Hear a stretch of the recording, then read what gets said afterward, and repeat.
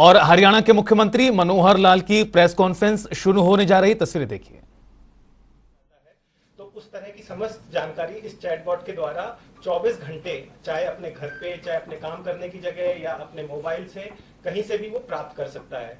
और ये जैसे जनरली कॉल सेंटर्स में हम कॉल करते हैं तो वहाँ एक ऑपरेटर कॉल अटेंड करता है, वो आंसर करता है, लेकिन यहाँ जैसे ही आप टाइप करेंगे तो चाहे आप हिंदी में करें, चाहे अंग्रेजी में करें, चाहे इंग्लिश में करें, तो परिवार पहचान पत्र से संबंधित समस्त जानकारियां इस चैटबॉट से मिल जाएंगी।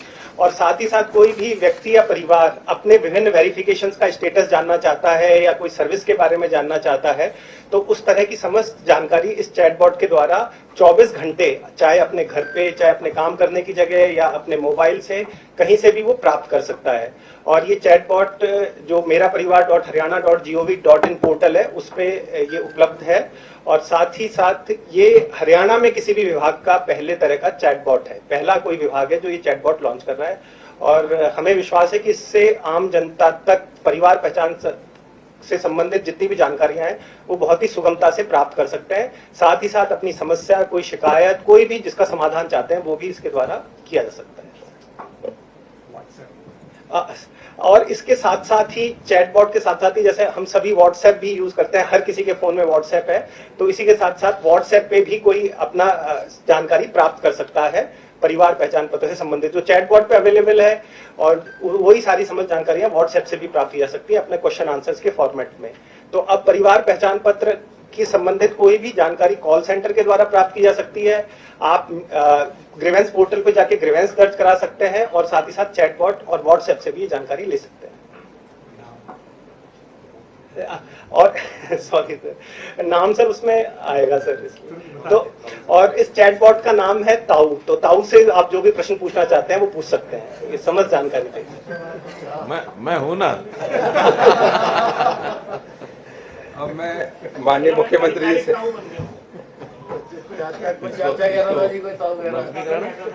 अब मैं माननीय मुख्यमंत्री से अनुरोध करूंगा कि माउस का बटन दबाकर ताऊ नामक चैटबॉट का लोकार्पण करें।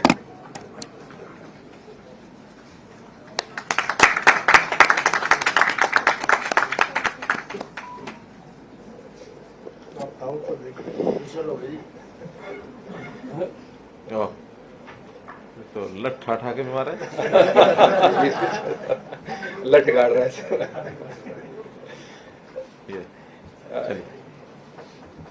इसी कड़ी में हरियाणा परिवार पहचान पत्र अथॉरिटी और सेवा विभाग द्वारा हाल में ही ऑटोमेटिक बुढ़ापा पेंशन शुरू करी गई थी, जिसमें अगर कोई भी एलिजिबल व्यक्ति है जिसकी 60 साल की उम्र हो जाती है और उसका इनकम लिमिट में वो परिवार आता है, तो उसकी प्रोएक्टिव पेंशन बनाई जाती है। तो उसी कड़ी में आज दिव्यांग प्रोएक्टिव पेंशन का लोकार्पण माननीय मुख्यमंत्री जी करेंगे।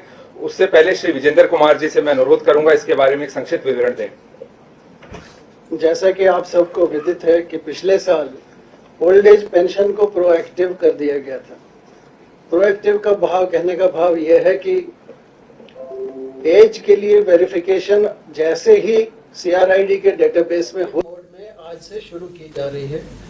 आज पंचकुला जिले के लगभग 15 केसेस की पेंशन आज यहाँ से माननीय मुख्यमंत्री शुरू करेंगे। और इसका भी प्रोसीजर वही रहेगा कि जैसे ही डिसेबिलिटी 60% की डिसेबिलिटी की वेरिफिकेशन हो जाती है CRID डेटाबेस में, वो डेटा हमारे पास सेवा विभाग के पास पुश किया जाएगा। सेवा विभाग अगेन उसकी कंसेंट के लिए नागरिक को अप्रोच करेगा और कंसेंट के बाद उसकी पेंशन वहां पर शुरू कर दी जाएगी। और मैं माननीय मुख्यमंत्री से अनुरोध करूंगा कि माउस का बटन दबाकर इस नए प्रकल्प प्रोएक्टिव दिव्यांग पेंशन का शुभारंभ करें।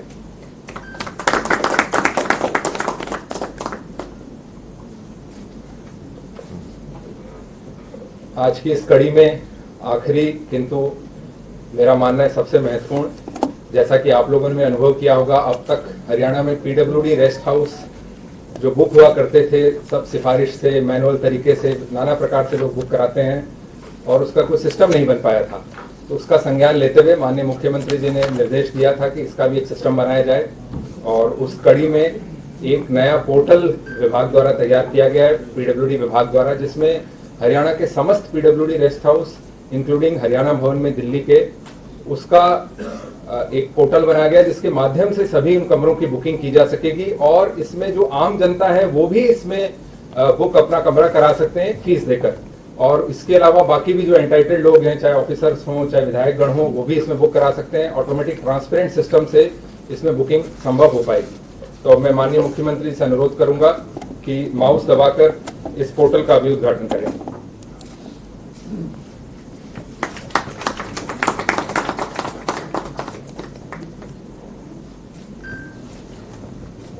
कार्यक्रम को आगे बढ़ाते हुए अब मैं माननीय मुख्यमंत्री जी से उनके उद्बोधन के लिए अनुरोध करता हूं।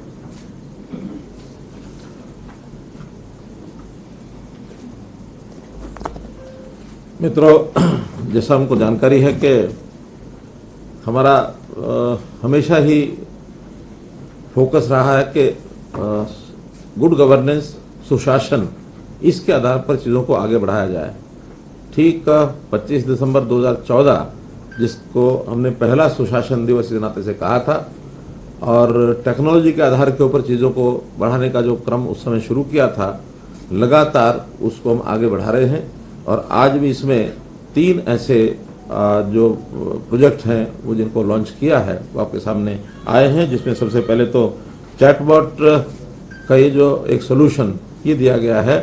और हमको जैसे पता है कि परिवार पहचान पत्र भी अपने आप में एक यूनिक ऐसी एक चीज़ जो हमने तैयार की है, जिसका लाभ प्रदेश के लगभग 72 लाख परिवारों को उसका लाभ मिलेगा। अब इतना बड़ा प्रोजेक्ट स्वाभाविक है कि उसके अंदर प्रारंभिक कुछ जिसको कहना चाहिए कि एक निटी-ग्रिटीज ऐसी होती हैं, जो कुछ ऐसी समस्याएं आती हैं, उनको हमने लगातार ठीक किया है। चाहे उसमें राशन कार्ड की बात हो, चाहे पेंशन की बात हो, चाहे चराई योजना की हो, इनकम की हो, वो पर्याप्त संख्या में हमने ठीक किया है। क्योंकि अभी एक ऐसा फ्रेंडली एक पोर्टल बनना चाहिए जिससे किसी भी आदमी को कोई भी जानकारी अपनी लेनी है तो कहीं भी वो ले सकता है अपने मोबाइल से, उसको खोल करके। और चैटबॉट का जैसे एक सिस्टम होता है, इसमें आर्टिफिशियल इंटेलिजेंस और मशीन लर्निंग, नेचुरल लैंग्वेज, ये जो सारे सिस्टम होते हैं ताकि हमारे बोलने से ही और वो उसकी आवाज़ को पहचान ले और पहचानने के बाद उसका उत्तर वहाँ से मिले। उत्तर भी देंगे ताऊ जी, तो उत्तर जो है हमको मिले। अब इसमें एकदम ये तो नहीं कहा जा सकता कि इसमें कोई गलती नहीं होगी, क्योंकि धीरे धीरे उस सिस्टम को अडेप्टिव होना पड़ता है। जिस आदमी को बोलना है उसकी भाषा, उसकी लैंग्वेज, उसको। और ये सामान्यतः एक बार जो व्यक्ति अपना चैटबॉट बॉक्स खोलेगा और वही व्यक्ति बार बार पूछेगा तो उसके उत्तर ठीक आएंगे। लेकिन अगर एक ही चैट बॉक्स को मुझे लगता है अगर अलग अलग व्यक्ति जाके पूछेंगे तो लैंग्वेज की प्रॉब्लम कई बार आती है। अब ये प्रारंभिक चरण हैं, जो भी चीज़ें इसमें होंगी हमारे टेक्निकल लोग इस पर लगातार नजर रखेंगे।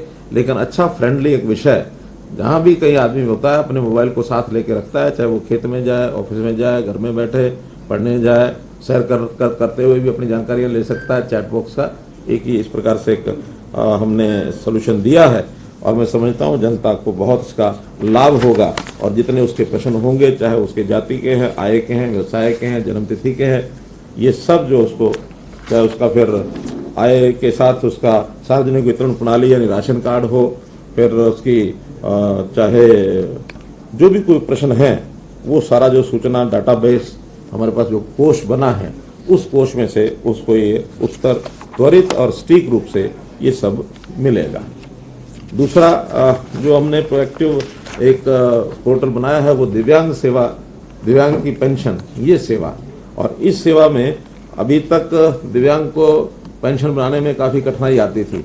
आयु के हिसाब से तो 60 वर्ष की आयु एक गणना के हिसाब से ऑटोमेटिकली व्यक्ति की गणना हो जाती है, लेकिन इसमें शर्त है कि 60% उसका दिव्यांग का सर्टिफिकेट होना चाहिए। जैसे ही 60% दिव्यांगता का सर्टिफिकेट डॉक्टर से वो प्राप्त करेगा, उसको अपलोड करेगा, अपलोड करते ही प्रोएक्टिवली उसकी पेंशन जो है वो घर बैठे बनेगी। इसमें कहीं किसी प्रकार की कठिनाई नहीं आएगी। और जो तीसरा एक पोर्टल है वो हमारे यानी जो जितने भी रेस्ट हाउसेज हैं, चाहे वो दिल्ली का हरियाणा भवन है, चाहे फिर हमारा गुड़गांव का PWD रेस्ट हाउस है, या पंचकुला का PWD रेस्ट हाउस है, और जितने हरियाणा के लगभग ये 45 के आसपास रेस्ट हाउसेज हैं। इसमें शिमला का बेनवर भी है, मसूरी का रेस्ट हाउस वो भी इसमें जोड़ा है। मेरे ख्याल प्रदेश के बाहर के तो 2 ही है इसमें। तो उन सबको जोड़ करके, और जो भी व्यक्ति बुकिंग करना चाहता है उसमें एंटाइटल जिनकी एंटाइटलमेंट है, अधिकारी हैं या राजनीतिक जो लोग हैं, विधायक, सांसद, पूर्व विधायक, पूर्व सांसद, वो सब कर ही सकते हैं, अधिकारी भी कर सकते हैं। इसमें पत्रकारों को भी जिनको उसकी एंटाइटलमेंट होगी वो भी उसमें अपनी बुकिंग हिसाब से कर सकेंगे। बुकिंग प्राइवेट लोग भी कर सकेंगे, लेकिन उसका एक सिस्टम बनाया है कि 15 दिन पहले उसके लिए प्राइवेट बुकिंग के लिए जो कमरे निर्धारित किए गए हैं उतने वो कर सकते हैं। 7 दिन, 15 दिन से 7 दिन जब रह जाएंगे तो उन कमरों की संख्या और बढ़ा दी जाएगी। यदि वो आधे कमरे उनके लिए हैं, आधे कमरे जो एंटाइटल लोग हैं उनके लिए। लेकिन एंटाइटल लोग अगर बुकिंग नहीं कर पाते हैं, फिर भी कमरे बचते हैं, तो और कमरे फिर 7 दिन तक उसको 75% कमरे बुकिंग करने का भी एक सिस्टम बनाया है। हरियाणा निवास में, क्योंकि हरियाणा भवन में 20 कमरे ऐसे आखिर तक हम निश्चित करके रखेंगे, क्योंकि वहाँ सामान्य अधिकारियों को अपनी मीटिंग्स होती हैं, विधायक हैं, मंत्री हैं, उनको जाना होता है, तो 20 कमरे आखिर तक उनके लिए उपलब्ध रहेंगे कि वो जाकर के कर सके। प्राइवेट आदमियों के लिए भी जो चार्जेस हैं वो जो सामान्यतः होटल के चार्जेस है उससे कम रखे हैं। सबसे ज़्यादा इसमें दिल्ली के हरियाणा भवन के 2000 रुपया रखा है, गुरुग्राम का 1000 रुपया रखा है, पंचकुला नहीं, गुरुग्राम का 1500 रुपया है, मनमोर और मसूरी उसमें जो वीआईपी सूट भी एक वहाँ है, तो वीआईपी सूट भी बुकिंग करा सकेंगे। बाकी जगह पर वीआईपी सूट नहीं करा पाएंगे, लेकिन वहाँ वीआईपी सूट, क्योंकि हमारे में से कोई जाना बहुत किसी का होता भी नहीं है, तो उसको भी कोई कराना चाहता तो 3000 रुपये पर डे के हिसाब से उसको वीआईपी करा सकते हैं। और सामान्य कमरे जो हैं वो 2000 जैसा दिल्ली का रेट है, वो उनके लिए 2000 रुपये रहेगा। जो एंटाइटल लोग हैं उनके रेट अलग अलग पहले से हैं। वो जिनके एंटाइटलमेंट है उनको नाम मात्र नॉमिनल सा उसका एक पैसा होता है, वो उनको देना पड़ेगा, ताकि वहाँ के जो सामान्य खर्चे हैं, बिजली का या कोई और छोटे छोटे खर्चे होते हैं, वो व्यक्ति एंटाइटलमेंट होने के बाद भी उनसे वो लिया जा सकता है। और इसकी बुकिंग ऑनलाइन पेमेंट यानी गेटवे आईडीबीआई बैंक के साथ उसको जोड़ा गया है, ताकि वो पेमेंट उसी समय बुक कराते समय वो करवा सकते हैं। रिफंड भी लेना हो तो 24 घंटे पहले, बुकिंग का जो दिन है उससे 24 घंटे पहले करवाना चाहें तो 20% की राशि कटवा करके वो पैसा वापस मिलेगा। लेकिन अगर केवल विदिन 24 घंटे आखिर में, उसमें कोई राशि रिफंड नहीं होगी। तो इस प्रकार के ये कुल मिलाकर एक फैसिलिटी दी गई है और प्रारंभ किया है।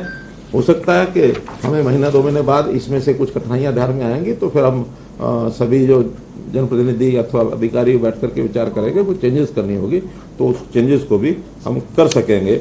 ये भी एक विषय आपके ध्यान में इसको लाना था। तो मोटे रूप से आज जो ये 3 पोर्टल बनाए गए हैं, जो लॉन्च किए गए हैं, इन तीनों का एक लाभ अपने को मिलेगा। परिवार पहचान पत्र की जो बात है उसमें निश्चित रूप से एक बात यहाँ जरूर जोड़ना चाहूँगा कि हमने इसको परिवार पहचान पत्र कहा तो हमारे विपक्ष के मित्रों ने कहा कि ये परिवार परेशान पत्र है।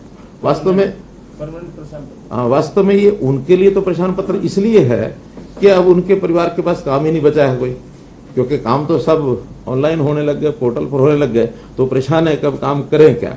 जितने काम हमने कर दिए है पिछले 8-9 साल के अंदर, अब समस्या ये है कि उनको उसका कोई सूझता नहीं है कि जनता को इतने लाभ मिल रहे हैं, तो हम जनता को किस तरीके से कोशिश करते हैं, तरह तरह से कुछ ना कुछ बहकाना, भड़काना और उनको उकसाना, ये सब करते हैं, लेकिन वो इससे परेशान बहुत हैं। हम जहाँ तक कहते हैं कि ये एक ऐसा सिस्टम है जिससे सुनिश्चितता हो गई है आम नागरिक को, खास करके गरीब नागरिक को। तो हम इसका नाम अगर दूसरा नाम देते हैं तो वो है protection of poor people, permanent protection of poor people. तो ये है परिवार पहचान पत्र का असली अगर अर्थ लेना चाहेंगे तो हमको ये बताएंगे। तो इसलिए ये परेशानियां उनको आती हैं, पोर्टल से बहुत परेशानियां हैं। हर बार कहते हैं कि हर चीज़ पोर्टल, और पोर्टल की स्थिति ये है कि उनको अगर पूछा जाए कि कोई एक पोर्टल आपने जनता हित में कभी खोला है क्या, तो मैं देख रहा था कि ग्राम दर्शन पोर्टल जिसकी जो एक्सेस है हमने सभी विधायकों को दी है, तो किसी विधायक ने 50 बार, किसी ने 60 बार, किसी ने 100 बार ऐसे खोले हुए हैं। और हमारे नेता प्रतिपक्ष भूपेंद्र सिंह हुड्डा ने उस पोर्टल को पिछले 3 साल में मात्र 2 बार खोला है। तो जो अपनी जनता की डिमांड्स को उसमें रिकमेंड करने के लिए इतने लापरवाह हैं, तो उनको पोर्टल से तो परेशानी होनी ही होनी है। इसलिए इस पोर्टल के माध्यम से जनता तक सीधे कैसे हम पहुंचे हैं, चाहे वो ग्राम दर्शन है, चाहे वो नगर दर्शन है, चाहे वो सीएम विंडो है, और अब हमने एक जन संवाद पोर्टल और जो बनाया है, कुछ दिन पहले उसको लॉन्च किया था, कि जो जनता से आई हुई जितनी भी डिमांड्स हैं, शिकायतें हैं, उन सब को डिप्टी कमिश्नर लेवल पर अथवा मंत्रियों के, मुख्यमंत्री के ऑफिस से अथवा अधिकारियों के ऑफिस से, उसमें अपलोड करेंगे। अपलोड करने के बाद मार्क हो जाएगा संबंधित विभाग और उस अधिकारी को, और उस संबंधित अधिकारी और विभाग के जाने के बाद उसका जो निदान है वो उन्हीं को करना है।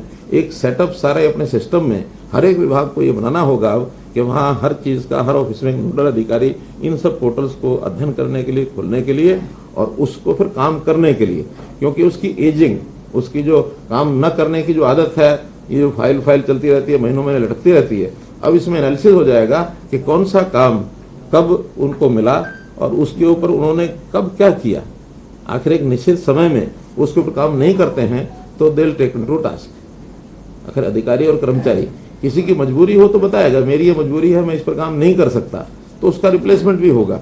लेकिन हर चीज ऑनलाइन है तो उसको उसका काम करके और up to the satisfaction of the last person जिसने वो ग्रीवेंसेस डाली हैं उसमें, उस तक सेटिस्फेक्शन हो। हाँ, काम करने का अगर लगता है कि काम हो ही नहीं सकता, ये भी जानकारी उस व्यक्ति को मिलनी चाहिए। कई बार कोर्ट केस होते हैं, कई बार विवाद कोई ऐसा होता है कि जिसके अंदर उसका अधिकार बनता ही नहीं है, तो ये जो सारी प्रक्रिया में से एक फाइनल उत्तर उसको मिलना चाहिए। हालांकि इन सारी चीज़ों में हमारे और भी कई सिस्टम पहले लागू हो चुके हैं, जैसे कुछ विभागों में सेवाएं राइट टू सर्विस के अंतर्गत उसके दिन निश्चित हैं, तो निश्चित दिनों में उनको सर्विस देनी होती है। अगर वो निश्चित दिन में नहीं देंगे तो ऑटो अपील सिस्टम के माध्यम से जो फर्स्ट अपीलेट अथॉरिटी है उसको जाएगा। 30 दिन वो भी नहीं करता तो अगले नेक्स्ट सेकंड अपीलेट अथॉरिटी को जाएगा। 30 दिन वो भी नहीं करते हैं तो राइट टू सर्विस कमीशन के पास चला जाएगा, और कमीशन उसमें संबंधित अधिकारी के खिलाफ कोई जो उनको उचित लगता है उसके खिलाफ कार्रवाई भी वो करते हैं। ये अच्छी बात है कि 7 लाख के लगभग फर्स्ट अपीलेट अथॉरिटी को जो अपील्स गई वो कमीशन पर जाते जाते शायद 2,500 या 3,000 रह गई, बाकी फर्स्ट अपीलेट में और सेकंड अपीलेट में ये सब वहीं कंप्लीट होकर लोगों को लाभ इसका मिला है। तो अब अपने आप government at the door step के जो बिल्कुल घर के द्वार के ऊपर सरकार पहुंच करके कोई काम कर सकती है, तो इस नाते से ये सारे काम ने किए हैं। थोड़ा अंतर है, थोड़ा अंतर है। नहीं, अंतर ओवरलैपिंग नहीं, प्लेटफॉर्म एक ही होगा, काम उसी प्रकार होंगे, लेकिन सीएम विंडो पर तो आदमी किसी भी जगह पर जाकर के अपनी शिकायत जाके दे सकता है, अपलोड कर सकता है। लेकिन ये जन संवाद वाली, ये किसी यानी मुख्यमंत्री के पास आते हैं, मंत्री के पास आते हैं या डीसी के ऑफिस में पहुंचते हैं, जो प्रत्यक्ष अपनी एप्लीकेशन वहां शिकायत के रूप में देते हैं, तो वहां से वो अपलोड होगी। आखिर में जाकर के डिपार्टमेंट में जो पहुंचेंगी तो चाहे उधर से आए चाहे इधर से आए, एक ही जगह पहुंचेगी, एक ही प्रकार का सोल्यूशन, उसका मॉड्यूल ये बनाया गया है। और उस सारे का एनालिसिस हमने जो सीएम डैशबोर्ड बनाया है, उस सीएम डैशबोर्ड के पास प्रतिदिन उसका एनालिसिस होगा कि किस विभाग की कितनी पेंडिंग जो सॉल्यूशंस या पेंडिंग एप्लीकेशन रह गए हैं जिस पर काम नहीं हुआ, और उसमें भी एज वाइज तो कौन सी ऐसी हैं जो 3 महीने पहले की अभी सॉल्व नहीं हुई, कौन सी 2 महीने पहले की, कौन सी महीना पहले की, और उसमें भी कौन कौन सी समस्याओं पर कितना समय लगता है, इस पर अलग अलग कारण जो होते हैं उसके हिसाब से उनको उसका जो लिया जाएगा। इसके साथ एक विषय और जो है वो आप निश्चित रूप से चिंतित होंगे ही, वो है कोविड-19 जो महामारी है दोबारा से, और ये थोड़ा पहले लगी है। अब इसमें पिछले 1 सप्ताह में महामारी के लगभग 600 मामले ऐसे आए हैं। हर सप्ताह यानी 500, 600, 700 ऑन एवरेज 90-100 मामले रोजाना आते हैं। लेकिन इसके लिए हमारी सारी तैयारी है और इसका जो रिकवरी रेट है बहुत फास्ट है, अच्छा है। 99% अब रिकवरी रेट हमारा उसमें हो चुका है। कुछ एक केसेस बहुत नाम मात्र के कि जो अभी थोड़ा लंबे समय तक उनकी रिकवरी नहीं होती है, तो इसके लिए हमारा जो डिपार्टमेंट है वो सब अच्छे प्रकार से तैयार है। चाहे वो पीडियाट्रिक्स का जो डिपार्टमेंट है, चाहे अन्य बेड्स हैं, हॉस्पिटल्स हैं, आइसोलेशन बेड्स हैं और ऑक्सीजन सपोर्टेड बेड्स हैं, ये सब जो पहले हमारी तैयारी कोविड के समय थी उनको रिवाइव सबको कर लिया है। बीच में चूंकि एक काल ऐसा आया था जब इनकी आवश्यकता नहीं पड़ी थी, तो थोड़ा जो ढिलाई आई थी उस ढिलाई को हमारे हेल्थ डिपार्टमेंट ने और बाकी विभागों ने उसको सबको पूरा कर लिया है। इसमें चाहे वो वेंटिलेटर्स हों, पीएसएस हों, ऑक्सीजन कंसनट्रेटर्स हों, बीआई पैप, फिर हाई फ्लो नेजल कैनुसला, जो भी उनके इंस्ट्रूमेंट्स हैं वो सारे बताए गए हैं। जो हमारी वैक्सीनेशन की उसकी कोई समस्या थी आनी थी तो खत्म हो गई अब वो हल होगी नहीं, वो तो वैक्सीनेशन का तो लगातार हमने 2 राउंड पूरे कर लिए थे। तीसरे राउंड में जिन लोगों को अलग से उसका क्या प्रिकॉशनरी बूस्टर डोज वो छूट दी थी भी, वो जिनको लगाना हो लगवा लें। और बड़े हरियाणा में वो खत्म हो गई वो चेक कर लो चलिए हेल्थ के डिपार्टमेंट से जरा, है ना, वो भेजिए रिक्वेस्ट भेजिए सेंटर तो वो देखेंगे। तो फिर भी हम अलर्ट भी हैं और कहीं कोई इस प्रकार का भी वैसा कोई चिंता करने का विषय ज़्यादा नहीं है, कोई पैनिक होने की जरूरत नहीं है। और ये ग्लोबली ये जो एक नॉर्मल बीमारी की तरह चीज़ें चल रही हैं वैसी अभी चल रही है। तो सुनाते से प्रश्न बाद में करेंगे जरा विषय तो कंप्लीट कर ऐसे ही एक विषय जो करंट है वो है फसल खराबे का। अब चूंकि ये कोई पूर्व में इसकी जानकारी भी नहीं होती और ये कोई किसी व्यक्ति के हाथ में भी नहीं है, एक नेचुरल एक जिस प्रकार का संकट आता है, कब वर्षा आ जाए, कब इसमें कोई मौसम खराब हो जाए। और इस बार तो मौसम का इस प्रकार की स्थिति बनी रही कि फसल पकने के बाद कटाई शुरू हो गई फसल की, और मार्च के बाद अप्रैल में अभी 2 दिन भी पिछले वर्षा के ही निकले हैं। कई बार तो फसल निकली हुई होती है, मंडी में पहुंची हुई होती है, उसकी भी सुरक्षा करनी पड़ती है। फिर भी किसान का जो नुकसान है उस नुकसान में उसकी सहायता के लिए सरकार हमेशा तैयार है। हालांकि ये बात भी ठीक है कि अब प्रधानमंत्री फसल बीमा योजना में बहुत से किसानों ने अपना बीमा कराया है और धीरे धीरे ये ट्रेंड बढ़ रहा है। अब लोगों को पता लगता है कि वहाँ बीमा कराएंगे तो आसानी से वो सारी चीज़ें, उसका सर्वे भी हो जाता है, उसका नुकसान भी समय पर तय हो जाता है। कहीं कठिनाई आती है तो फिर सरकार इंटरवीन करना होता है, वो करते हैं। जिन्होंने बीमा नहीं कराया है उसको सरकार जो है कंपनसेशन उसके रेट हैं वो हम देते हैं। अब चूंकि देरी से हुआ है तो इसमें असेसमेंट में थोड़ी कठिनाई आई है, फिर भी स्पेशल गिरदावरी का काम उसको हमने शायद 30 अप्रैल तक 30 अप्रैल तक का टाइम दिया है कि उसका सारी की गिरदावरी, क्योंकि गिरदावरी 30 अप्रैल तक फसल तो कट चुकी है, लेकिन उसमें सैंपल बेसिस लेकर के और उसका एनालिसिस करना और वो एनालिसिस करके कितना खराबा हुआ है तो 30 अप्रैल तक असेसमेंट पूरी करके तब तक फसलें काफ़ी मंडी में भी आ चुकी होंगी। तो मंडी की प्रोक्योरमेंट के हिसाब से भी उसको एक तुलनात्मक अध्ययन किया जाएगा।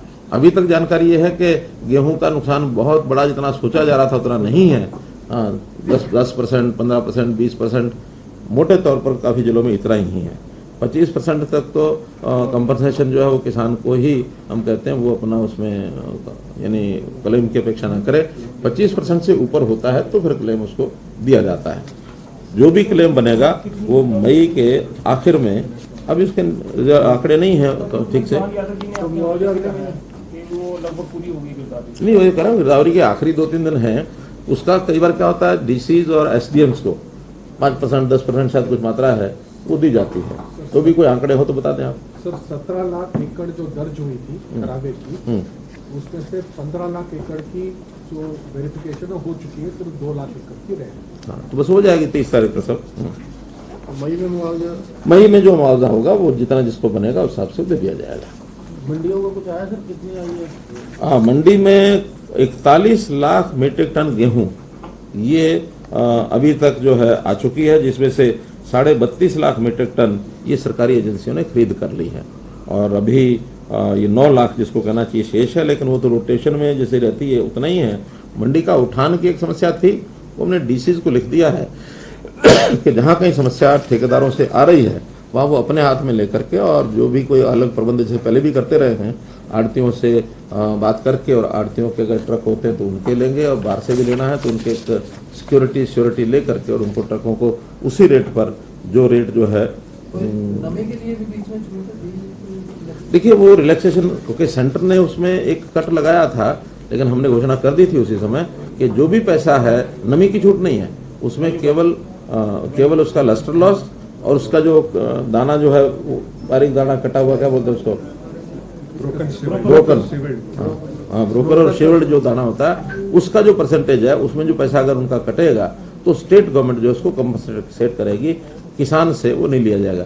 लेकिन नमी में छूट देना संभव इसलिए नहीं है, नमी की छूट दें तो फिर गीला अगर खरीदा गया और वो पैक हो गया, उसकी प्राइस लग गई तो फिर उसको कोई संभालता नहीं, और फिर अंदर किसान के लिए राहत रहती थी ना जी कि नमी की छूट लगी, जो सरकारी तौर पर सुखाया ही जाता है। क्या होता है कि इसकी शिकायतें बहुत आती हैं।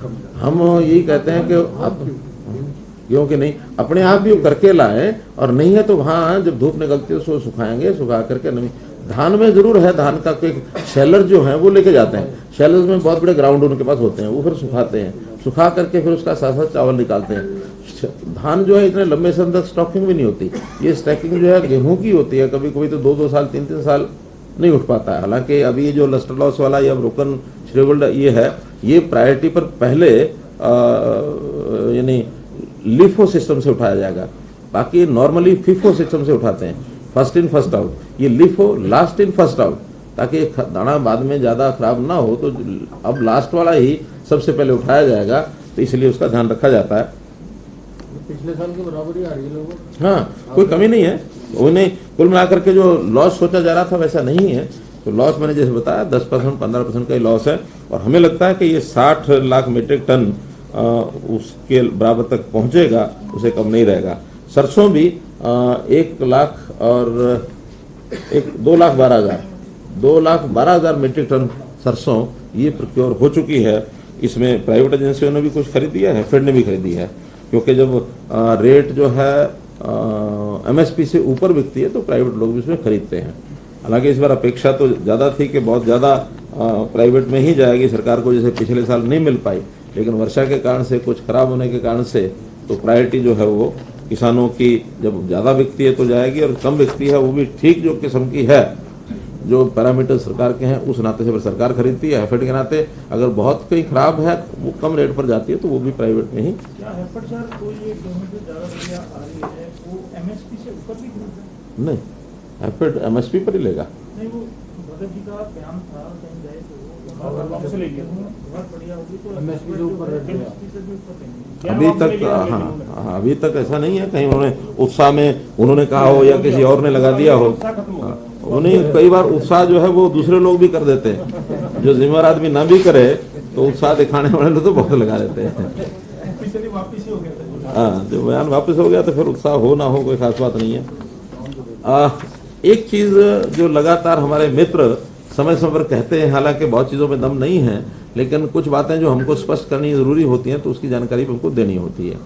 जैसे ये सरकारी नौकरियों का विषय आता है, सरकारी नौकरियों में अभी तक आंकड़े सब आपके सामने भी हम बार बार बताते हैं, फिर बता रहा हूं कि उन्होंने 10 साल के कार्यकाल में सरकारी नौकरियां कुल 80,000 के आसपास दी थी, 80,000 81,000 10 साल में पूरे। हमने अभी तक 8.5 साल में 1,02,000 नौकरियां हम दे चुके हैं, और विद इन नेक्स्ट 6 मंथ्स, जिसमें ग्रुप सी की और ग्रुप डी की ये, और उसके अलावा जो अध्यापक हैं पीजीटी वगैरह, और पुलिस के भी 5,000 उसमें, तो सब मिला करके 60,000 के आसपास नौकरियां और हम 6 महीने में दे देंगे। यानी 1,62 9 साल में हो जाएंगी।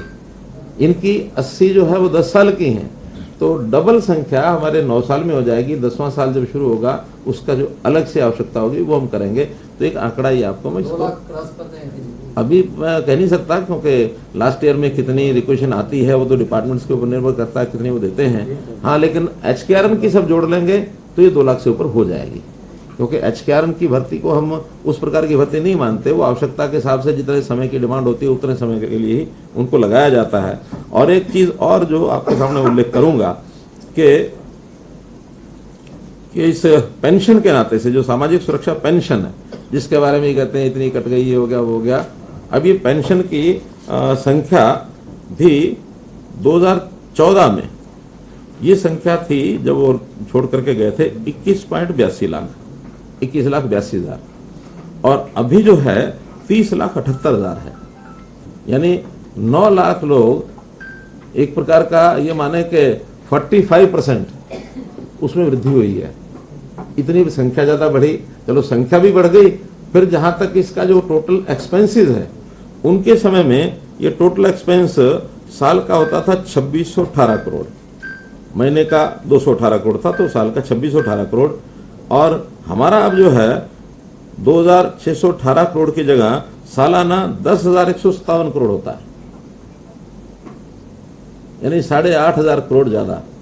उनके सारे फिगर से रफली 4 टाइम्स, 4 गुना ज्यादा हम जो है समाज में पेंशन के नाम से पैसा दे रहे हैं। और अगर ये 1 साल का अंतर देखा जाए तो ये 8.5 करोड़ 7.5 करोड़ बैठता है, तो 7,500 करोड़, तो 7,500 करोड़ जो दुनिया भर की वो सारी बातें करते हैं, हमने ये कर दिया, वो कर दिया, ये कर दिया, वो कर दिया, उनके जितने बड़े बड़े प्रोजेक्ट्स हैं उन कई प्रोजेक्ट से ज्यादा हर साल 7,500 करोड़ रुपए ज्यादा जा रहा है। कैटेगरी भी बढ़ाई है, कैटेगरी भी बढ़ाई है, राशि भी बढ़ाई है। उस समय तो 1,000 रुपए छोड़ के गए थे।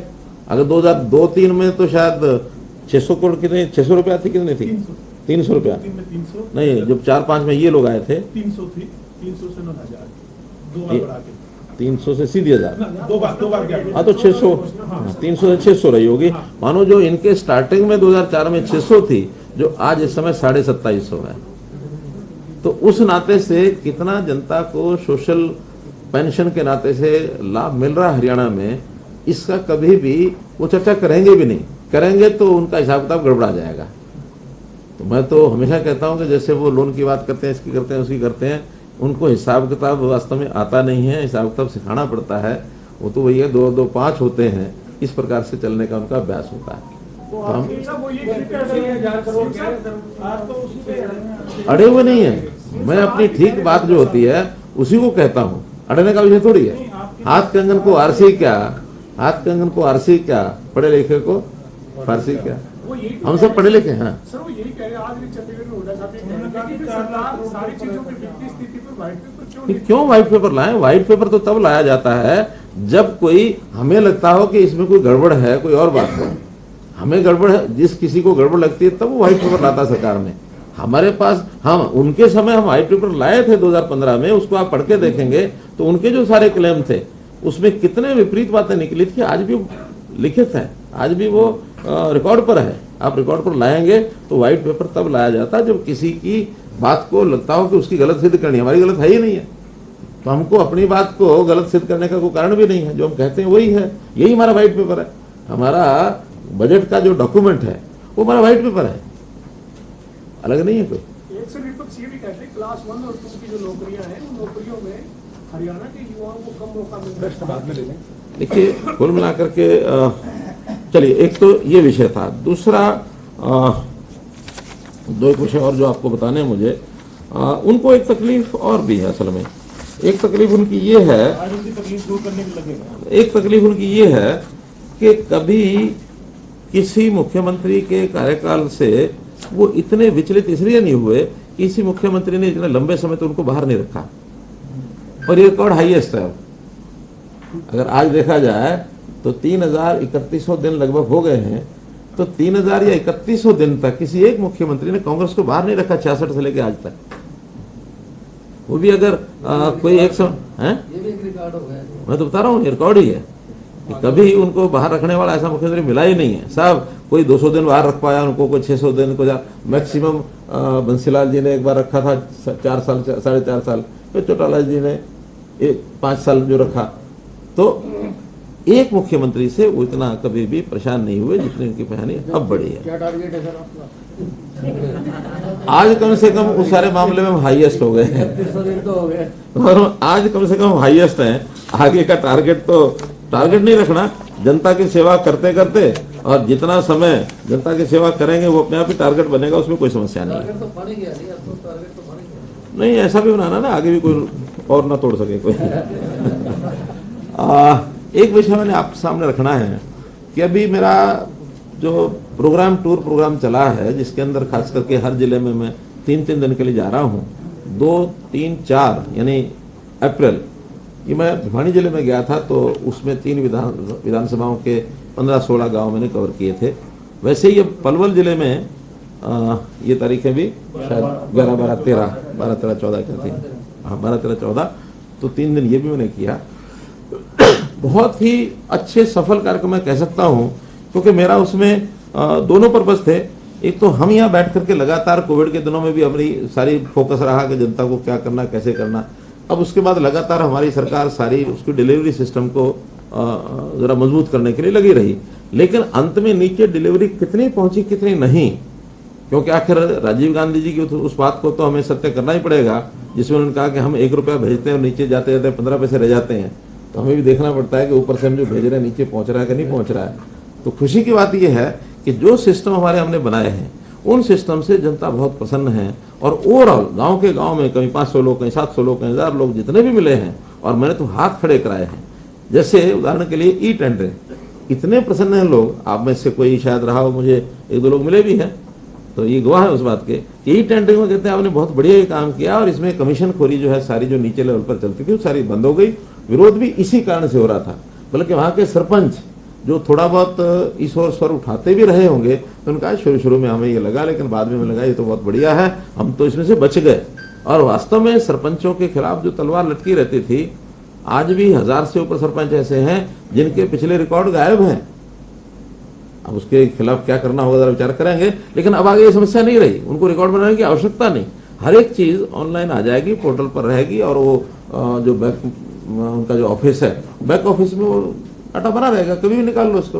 तो इसलिए वो सब इसमें प्रसन्न है। ये 2 जिलों की सभा के बाद आप अधिकारियों की भी कुछ ड्यूटी लगा रहे हैं ऐसे प्रोग्राम में भी एक्स्ट्रा? नहीं, एक्स्ट्रा नहीं, अधिकारियों को जितने काम वो तो है ही है। तो मैं और एक दो चीजें आपको बताकर खत्म करता हूँ। ऐसे दूसरा विषय जो मैंने वहाँ नौकरियों का, यानी 8-10 साल पहले नौकरियों की क्या स्थिति थी और आज नौकरियां कैसे मिलती हैं, इतना अति उत्साह था लोगों में कि पहले बंडल के बंडल, ढेर के ढेर हमको पैसे इकट्ठे करने पड़ते थे, नौकरियां रेट था। एक व्यक्ति ने तो ये कहा कि आपकी सरकार के कारण से मेरा 25 लाख बच गया। मैं समझा नहीं कैसे बच गया 25 लाख। तो बात तो नौकरी की कर रहा था कि मेरा बेटा नौकरी लगा है, अगर यही कांग्रेस सरकार होती तो ये 25 लाख रुपए में मिलती। मैंने कहा आपको कैसे पता? कहने लगा मैं पहले कांग्रेस में था। वो स्वयं कांग्रेस में था, आज चूंकि उसने आस्था जताई हमारे अंदर, आ भी गया, तो उन्होंने कहा कि वहाँ ये नौकरी 25 लाख से नीचे नहीं मिलती। अब ये भ्रष्टाचार के इतने नंगे नाच सारे के सारे सामने आ रहे हैं और जनता इन चीज़ों से बहुत प्रसन्न है। इसलिए बहुत से उदाहरण ऐसे हैं, और हमने काम भी जो है लगातार जो वहाँ किए हैं, एक प्रकार से पीठ है। हाँ, तो उसमें हमारे मंत बालकनाथ जी, वहाँ योगी जी हैं, या मंत बालकनाथ जो है उसको वो एक प्रकार से उसकी अध्यक्षता वो करेंगे। तो मोटे रूप से इतने सब विषय थे। और अब कोई प्रश्न होगा? सर ये 2 दौरे जो हुए उसमें 1 रुपए की आपने बात की थी, अब 1 रुपए का कितना पैसा मिलते जा रहा है? देखिए, अब चूंकि सारे सिस्टम ऑनलाइन है, अब कहीं भी लीकेज नहीं हो सकता। यहाँ से जाने में देर हो सकती है, लेकिन जिस दिन जाएगा उसी क्षण नीचे पहुंचेगा। अब डीबीटी बेटी के विवाह में भी शगुन जाता है, तो जितना यहाँ से चलाते हैं उतना ही पहुंचता है। अब ये डिमांड तो हो सकती है कि शादी से पहले दे दो, शादी के बाद मिल रहा है, अब डिमांड है अलग। अब इसमें हमारे जो लोग हैं वो कहते हैं शादी से पहले देने का एक खतरा है कि पैसा ही लेना शुरू करें और बाद में शादी कभी टल गई, वो तो हो नहीं पाई। इसलिए वो अब उसमें एक सिस्टम सोच रहे हैं कि कुछ पैसा पहले दिया जाए, कुछ बाद में दिया जाए। ऐसे ही पेंशन है, अभी बुजुर्गों की पेंशन घर बैठे मिलती है। जो ये शुरू में तकलीफ कर रहे थे, हमको बार बार कहते थे कि लो जी बुजुर्ग जो कैसे चल के जाएगा बैंक में, और उसके लिए तो बैंक का तो विषय गलत है, चुने हुए प्रतिनिधियों को, सरपंचों को दो या पार्षदों को दो, उनके माध्यम पहले बढ़ती रही। अरे पहले बढ़ती रही, वही तो गड़बड़ थी। जब हमने इसको ऑनलाइन करके और आधार बेस्ड किया था, उस आधार बेस्ड में मेरे ख्याल 30,000 ऐसे लोग थे जिनको नहीं मिल पाए। मैं जो 30,000 लोगों की पेंशन तो जा रही है, लेकिन आज वो है ही नहीं है। हाँ, उसमें गलती से थोड़ा ऐसे उदाहरण भी हैं कि जो जिनका नाम जिंदा होते हुए भी शायद उसमें से कट चुका था। अब वो ऐसी गलतियां, एक ह्यूमन एरर जो होती है वो हुआ है। हमारे एक नेता हैं, वो उसी नेता को लेकर के आज भी घूम रहे हैं, उनको मुकुट पहना करके कि तरह फुफ्फा जी है। सर 2 सवाल है। पहला सवाल पूछना चाहती हूँ, आज जो सेंसस तो हुआ नहीं, लेकिन पॉपुलेशन के हिसाब से मैंने कहा है कि हम सबसे ज्यादा पॉपुलस कंट्री बन चुके हैं। आपको लगता है कि कोई पॉलिसी होनी चाहिए या किस तरह से रिएक्ट करना चाहिए पॉपुलेशन पे? पहली बात तो है कि नेशनल लेवल का इशू है, ये स्टेट लेवल का नहीं है। स्टेट लेवल पर हमने एक बात जरूर की है कि जो पॉपुलेशन है 2011 में अभी पॉपुलेशन का सेंसस हुआ था, 2011 के बाद अभी हुआ नहीं, ओनली बिकॉज ऑफ कोविड। हमने उसको थोड़ा परिवर्तन बदल करके कर दिया कि परिवार पहचान पत्र ये हमारा बेसिस होगा फॉर काउंटिंग द पॉपुलेशन। तो अब वो पॉपुलेशन जो होती थी कि प्रोजेक्टेड पॉपुलेशन, उसके आंकड़े कहीं का कहीं ले जाते थे, और बहुत बड़ा अंतर हमको मिला है। कुछ स्थानों के ऊपर तो 20% अंतर मिला है। तो एक्चुअल में आज हर व्यक्ति की काउंटिंग होती है, उसका जन्म और मृत्यु जो रजिस्ट्रेशन है वो भी एक्चुअल हो गया, तो अब कहीं उसमें दिक्कत आती नहीं है। बाकी तो नेशनल लेवल पर जैसी पॉलिसी बनेगी विल फॉलो इट। सर दूसरा सवाल है, गर्मियां सर पर हैं, बात आ रही है कि क्राइसिस पंजाब में हो सकती है। ये बिजली की पूर्ति के लिए आप लोगों ने, क्योंकि इंडस्ट्रियल जोन भी आप लोगों के पास आता है, क्या तैयारी है और किस तरह से आप एस्टिमेट कर रहे हैं? देखिए, ये बात ठीक है कि गर्मी में कठिनाई हर बार होती है, इस बार हो रही है ऐसा नहीं है, हर बार ही होती है, लेकिन उसमें प्रायोरिटीज हम तय करते हैं। प्रायोरिटीज में किसान की बिजली जो है उसको सिंचाई के लिए, क्योंकि सीजनल काम है, उसको हम प्रायोरिटी से देते हैं। इंडस्ट्री जो 24 आवर चलती है, जिसको ब्रेक लगाया नहीं जा सकता, वो हम 24 आवर देते हैं। सर्विसेज में खास करके हेल्थ सर्विसेज, इनको 24 आवर्स देना होता है। तो जो 24 आवर्स की सर्विसेज प्रायोरिटी सेक्टर तो पूरे मिलेंगे। और अगर कहीं अभी कम नहीं है, आज की डेट में शायद 98% हमारी सप्लाई है, सिर्फ 2% कम रही थी। 2-3 दिन पीछे गड़बड़ी हुई थी। एक प्रोजेक्ट हमारा खेदर है ना, बंधुआ, खेदर का एक प्लांट हमारा बंधुआ था, लेकिन वो चालू हो गया। और ये टेक्निकल चीजें हैं, कब कोई खराबी आ जाए इसका कहा नहीं जा सकता, लेकिन फिर भी हमें जब जरूरत पड़ती है हम बाजार से खरीदते हैं। बाजार में भी डिमांड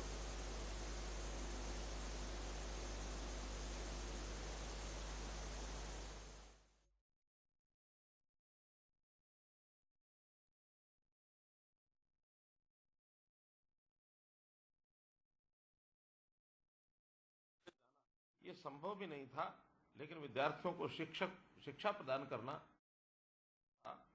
इसके है। लेकिन 2